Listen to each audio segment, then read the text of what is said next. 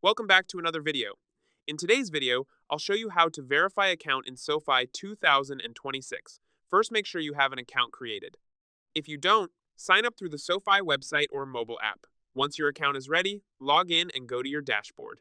From there, open the verification section, which is usually found in your profile or settings. SoFi will ask you to confirm your identity by uploading a valid government-issued ID such as a driver's license, state ID, or passport.